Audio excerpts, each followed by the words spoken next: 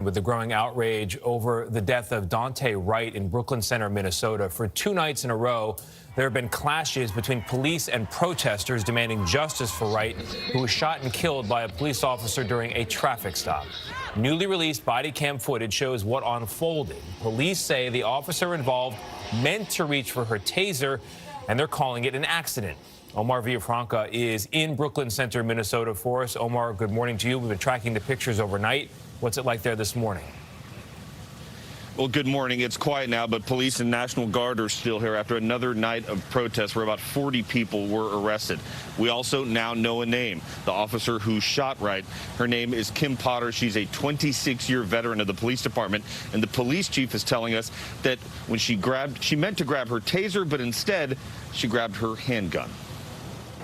My heart is literally broken into 1,000 pieces, and I can never get that back because of a mistake, because of an accident. At a vigil for her son, Daunte Wright's mother remembered him as a funny and playful father. Those tributes echoed by China Whitaker, the mother of Wright's son, Daunte Jr. I didn't get to say goodbye to him. And just to see him again. As darkness fell on Brooklyn Center, clashes between protesters and police continued outside their headquarters. You are in violation of the curfew. The unrest followed the release of body cam video showing the moments leading up to Wright's death. After pulling Wright over for an expired registration tag, officers learned he had an outstanding warrant stemming from 2 misdemeanor charges. When the officers tried to handcuff Wright, he struggled to get back in his car. That's Officer Kim Potter yelling she will tase Wright. But instead, she's holding her gun, which she then fires. Wright traveled a few blocks before crashing into another car. He died at the scene.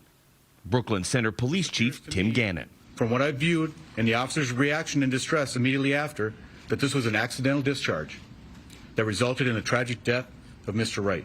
I needed to be transparent, and I want to be forthright.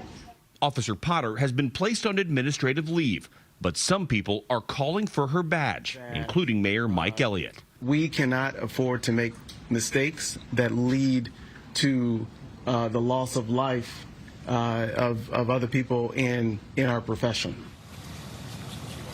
President Biden chimed in yesterday and is urging protesters to remain calm and peaceful. And keep in mind, this is all happening just a few miles from where the trial of former police officer Derek Chauvin is facing murder charges for the killing of George Floyd.